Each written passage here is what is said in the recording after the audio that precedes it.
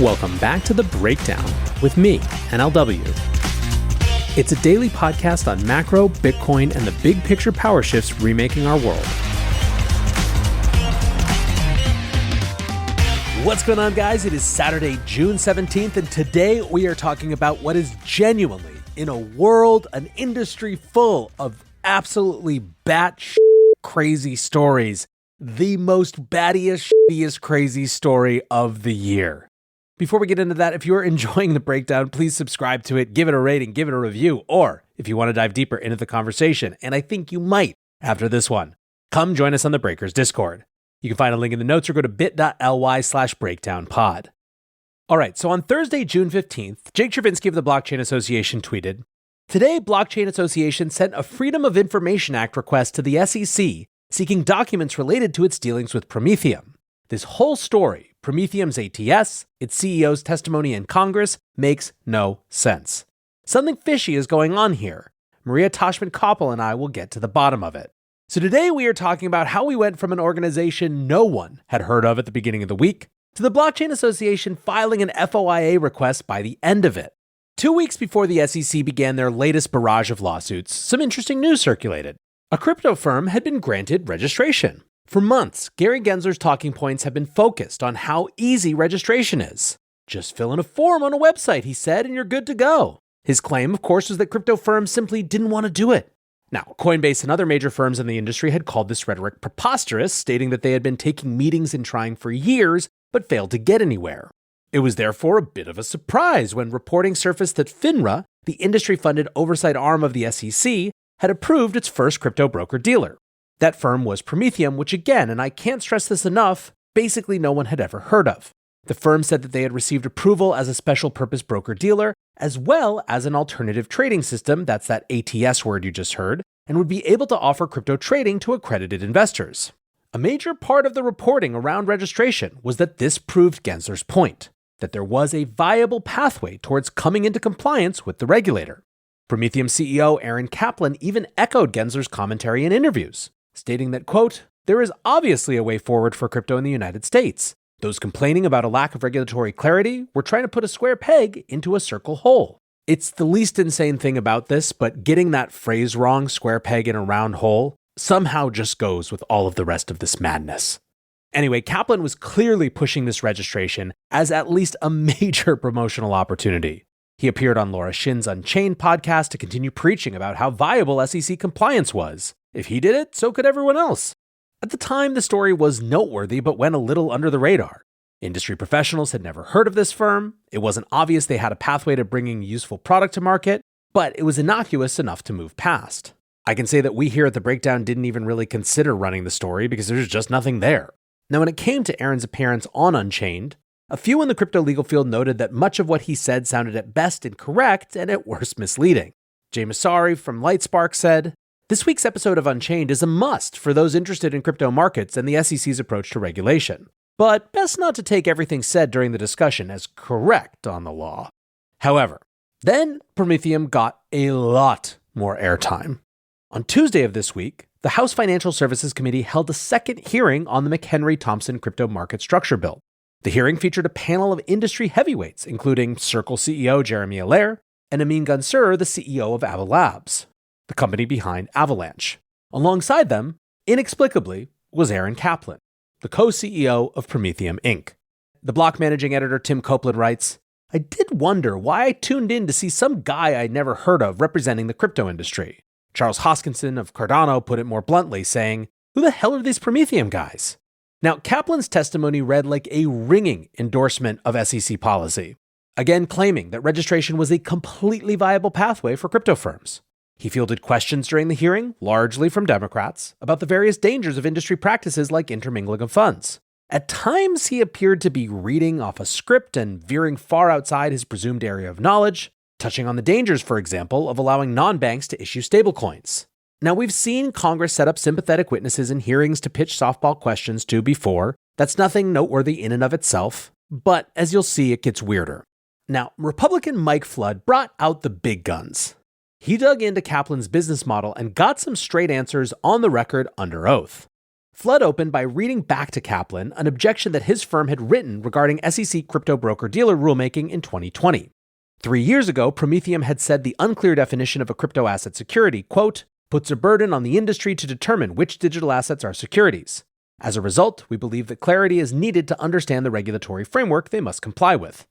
When asked what changed since that comment, Kaplan answered that SEC enforcement actions and statements had brought the required clarity. Flood also noted that Prometheum's website said that they offer, quote, many tokens that mostly trade on crypto exchanges, and decided to dig a little deeper on that topic. Specifically, he asked whether Prometheum, with all of their beautiful licensure, the licenses, remember, that they're claiming mean that the crypto industry is just belly aching, and the SEC has given it everything it possibly needs to register and come in and move on and be compliant. He asked whether they were able to offer Bitcoin and Ethereum trading. Kaplan answered that they couldn't. Now, Flood, quite reasonably, if you ask me, suggested that Prometheum's lack of ability to offer the major crypto assets might be an illustration of why new legislation and new thinking were needed. Congressman John Rose made a few additional points. He noted that although Prometheum had found its way into the Democrat talking points, the firm's registration was more or less meaningless at the moment. The key point that Coinbase and others have been making is not that registration is impossible, but that it's unworkable. Exchanges which are licensed to trade securities cannot also host trading of commodities like Bitcoin and Ethereum, meaning that at the very least firms would have to choose between offering major crypto tokens and altcoins. Furthermore, there is no license to offer unregistered securities to retail investors, and there are no crypto tokens of any significance that have successfully navigated the securities registration process. At the conclusion of the day's testimony, it was unclear whether Prometheum could offer any crypto assets for trade whatsoever. And since then, further digging makes it appear that the exchange has no customers, no market, and perhaps even no real product to speak of, despite the brutal public takedown, despite Prometheum holding itself out as the poster boy for well-regulated crypto, despite having no obvious markets to offer. Those things weren't even the strangest part of the hearing. Later that night on Tuesday, a photo was circulated showing Aaron Kaplan being handed notes in the chamber from someone in the front row. Investor Adam Cochran wrote, when it sounded like the Prometheum guys were giving canned responses during testimony, they were passing notes, which is totally fine and fair to do, unless the question at hand is, are you being fed answers as a plant? Adam Carroll, the CEO at Dixani, wrote, I was sitting there in the hearing going, who TF is this guy? Trying to research in real time and wanting nothing more than to get behind a mic and ask questions. Sitting there the whole time passing notes back and forth like they're in high school. So what the hell was going on? Well, the bizarre testimony was looked at by the sleuths on crypto Twitter, and the digging began. Now, even prior to the hearing, Rodrigo Sierra, policy counsel at Paradigm, had dug into the claims being put forward by Kaplan and Prometheum and called out some mistruths. He writes, first, what is Prometheum? They are a broker-dealer with no real operating history that recently obtained FINRA approval as an alternative trading system. Since their approval, they have described themselves as the only compliant alternative for crypto asset trading in an industry full of willful lawbreakers, e.g. the cringe interview on Unchained that is rife with misstatements of law. While the testimony spends a lot of effort distancing Prometheum from its Chinese investors, by the way, we'll come back to that in just a moment, editor's note, it fails to mention a critical fact. An ATS cannot facilitate trading for any unregistered securities not offered under a valid exemption, which is exactly what they allege tokens are. Therefore, Prometheum's ATS won't be able to trade any tokens unless projects first register the tokens with SEC. And as we have pointed out, there are effectively no tokens registered with the SEC because the current regime is not a viable option. Prometheum's ATS is a bicycle with no wheels. We hope that the Financial Committee will see through Prometheus's mischaracterizations of the law and understand they do not represent a viable path for crypto compliance. But again, that was before the hearing. Where the story really took a turn is once Castle Island's Matt Walsh began looking into the background of Kaplan and Prometheum. He discovered that in 2021, Prometheum had filed roadmap documents indicating they were building a Layer 1 blockchain with its own tokens. Notably, some of these tokens had been sold to a firm called Shanghai Wanxiang Blockchain. Now, importantly, earlier this month, the Wall Street Journal published an expose penned by Senator Tommy Tuberville, claiming that that company has close ties to the CCP. He offered a range of concerns about data privacy and security and argued that, quote, Prometheum's approval by the nation's security regulators is at best a failure of due diligence. The Chinese Communist Party is working overtime to infiltrate the American economy and exert control over our markets. We must take quick and decisive action to protect the investors and innovators who are driving our economic growth. The SEC and FINRA need to wake up. But it goes on. Matt Walsh kept digging and found that Prometheum had raised over $48 million in venture funding despite so far having no product and appearing to lack a viable path to building one. These fundraisers were done via an investment bank, which is simply not normal for startups. But it goes on. Prometheum has paid over $1.5 million in sale commissions to a New Jersey firm called Network One Financial Solutions, another Chinese-owned firm. This brokerage firm has quite the checkered history, chalking up 18 regulatory events, 1 civil lawsuit, and 4 arbitrations. Network One have been active now in the crypto industry for a long time. However, if you've heard of them before this week, it's definitely not for anything good. The broker-dealer underwrote the notorious publicly listed beverage company Long Island Iced Tea, which pivoted to blockchain in December 2017. You might remember it because it rebranded itself Long Blockchain Corp and received a 500 stock price bump that same day. Alas, by April 2018, the firm's shares had been delisted from the NASDAQ. And in 2021, the SEC delisted the company's shares for failing to submit any financial report since 2018, noting that the firm had never made any steps into the blockchain industry. The regulator later charged 3 major investors in the firm for insider trading. Network One were also tangled up in the Longfin scandal, another company which was publicly listed in 2017 amid Bitcoin hype. The company and its CEO were charged with fraud in 2019 for misrepresenting themselves as a US-based firm and issuing free stock to insiders ahead of the listing. Walsh's investigation into Prometheum also turned up that Aaron and Benjamin Kaplan, the co-CEOs of the firm, obtained their legal training at a law school that has since been unaccredited. And if all that wasn't enough, Prometheum's team is absolutely stacked with former regulators from the SEC and FINRA, as well as industry professionals, including the former head of cryptocurrencies at the CBOE. As Matt summed up, what is going on here? Bizarre that this fringe player with no business model is being held up as an example of compliance by the SEC when the actual businesses in the United States can't get a fair shot. Is it an SEC psyop to have Dems oppose McHenry Thompson market structure bill? The conclusion that people came to soon was a pretty clear one. Ryan Shot Adams from Bankless wrote, I think Gensler and Warren's anti-crypto army may have actually rubber-stamped a shitty ATS quasi-scam Alt-1 in order to hold up to Congress as an example of a compliant crypto exchange. But the work quality here is 2017-era ICO scam laughable. This has to be rock bottom, right? Gemini co-CEO Cameron Winklevoss wrote LMAO. The SEC greenlit a vaporware BDATS to pretend there's a happy path to becoming a compliant crypto exchange. You just can't make this stuff up. And like clockwork, Gensler went on the record today with the Wall Street Journal saying some have actually registered, and there's a path forward here. That some he is referring to is Prometheum, a crypto company that has failed to launch a product in 6 years and that literally no one has ever heard of. Adam Cochran writes, WTF, so how did some fringe lawyers with funding from arm's-length CCP entities, a pre-sale token, and Warren-style talking points get regulatory approval from Gensler at all when no one else can? What an utter plant! If I were the SEC and going to have a plant at a congressional hearing, I would not have chosen the one with the shady past who looks like the very concept of crime has morphed into human form. Framework Ventures founder Vance Spencer wrote, the Prometheum fraud is one of the wildest things I've ever seen. Multiple layers of crime, like a crime onion.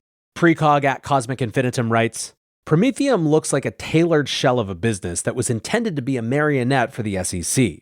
They seem to be a moot company that doesn't represent the rest of crypto. All right, so at this point, let's try to parse through the possibilities of what the hell is going on here.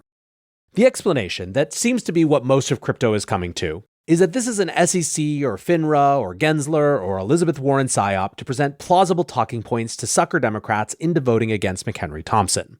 Basically that this was a politically motivated approval, they needed someone to show that you could quote-unquote come in and register, and this was the organization they chose. Now, within this explanation, there's a deliberate version and the suckers version, but both are pretty alarming. The possibilities are 1, that the SEC deliberately set up a straw witness in a hearing, or 2, that the SEC got conned into championing a fraudulent firm because they tell them what they want to hear. I don't know, guys, neither of those sounds too good to me. Now, an even more concerning possibility is that there is, in fact, some Chinese influence or financial warfare here. I don't think we need to get super deep into that possibility. I'm sure that plenty of others will go exploring those threads. But again, the point I'm trying to make is that not really any version of this ends up looking good for pretty much anyone involved. So the big questions then are, of course, what the hell is going on, who knew what, and how complicit are the Democrats? And that, of course, gets us back to the Blockchain Association. Finding the entire story too bizarre to ignore, that's when they filed the Freedom of Information request to the SEC to find out what's going on. As Marissa Toshman-Koppel sums up, In the midst of aggressive SEC enforcement, Prometheum gets approval for first-of-its-kind special-purpose broker-dealer for digital asset securities. Suspicious. The CEO somehow gets a seat in front of Congress and argues that Prometheum represents the compliant path for digital assets. And they paid $1.5 million in sales commissions to a Chinese-affiliated entity with quite the regulatory track record. So what comes next, aside from podcasts like this one that are just gobsmacked till next Tuesday? Well, on Thursday, the House Financial Services Committee announced 2 SEC oversight hearings this coming Thursday. One will deal with the SEC in general, with the second specifically dealing with the Division of Trading and Markets.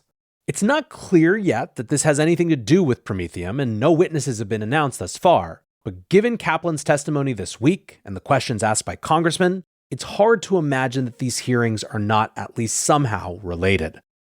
So guys, that is the TLDR from here. Like I said, one of the wildest stories that we've seen this year, and one that still has many, many layers of this crime onion, as Vance put it, to unfold. I will be here gleefully keeping track of what's going on, and hopefully we get more information soon. For now, I hope you are enjoying a wonderful, beautiful early summer weekend. Until next time, be safe and take care of each other. Peace.